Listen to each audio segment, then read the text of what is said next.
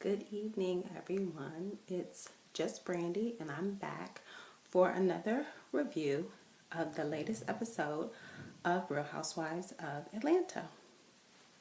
I will have to admit that this episode did make me cry when I saw those children at camp, the older children, when they were doing the talent show. It touched me so much. I am a mother. I do have three sons.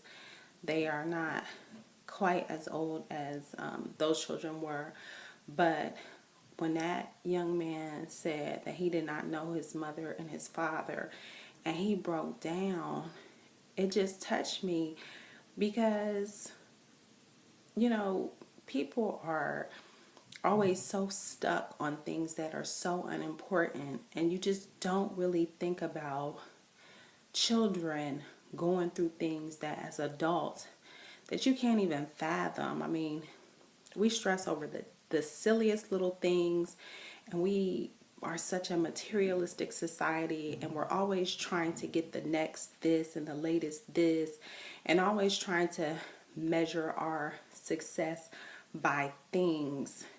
And it's really not the things, it's the relationships, it's the personal contact. And I think this episode kind of really just made me reevaluate, just some things in life, and, where some importance should be placed in my life. Other than that, of course, it's Real Housewives of Atlanta, so it couldn't be drama free. I can't wait until the reunion when they asked Cynthia how she felt about how shady Candy was, because when she came to her house, everything was just so shady. Like, she really didn't want her to be there.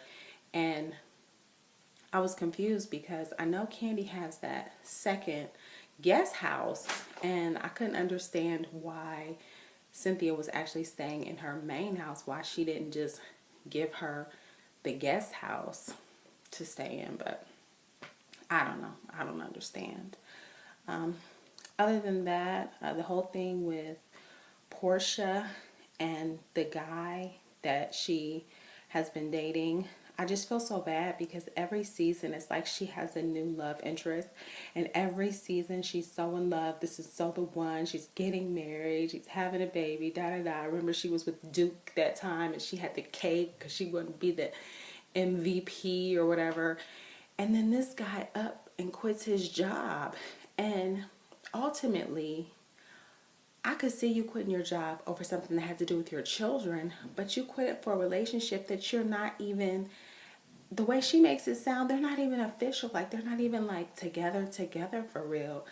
And it's like, don't you got child support to pay? So, I mean, I understand like Washington and politics and stuff like that. It's all about relationships. And if he made the right type of relationships, then he shouldn't have a problem finding another job. But it sounds to me like he doesn't want to be in DC anymore. He kind of wants to relocate to Atlanta anyway. So I think that's really kind of what happened. And it might just be something for the show. Who friggin' knows when it comes to Real Housewives. The whole thing at the end with Portia and Kenya, of course, Kenya always is pushing her buttons.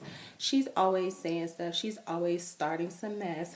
But in the upcoming scenes for next week, Sheree loves to stir the pot. And I swear that's why they brought her back, because she stirs that pot and she keeps so much mess going, because she's going back to tell Shamia all types of stuff that Portia and Phaedra and everybody has said. It's just mess.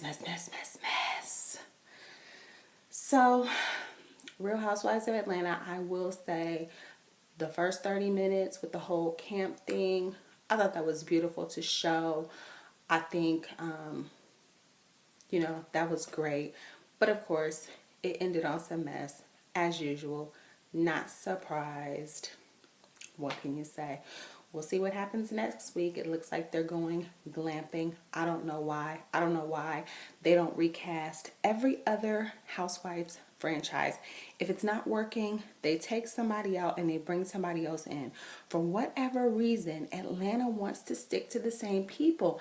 They need to get a new cast member. Somebody needs to go and somebody else needs to come in, because these women do not like each other and they can't fake it anymore. They don't want to be around each other, and it's just hard to watch. Every time they get in a group setting, it is a big blow up, and it's not pretty, and there's no resolution. They don't like each other. Period, point blank. It's time to find a group of women who actually want to be around each other.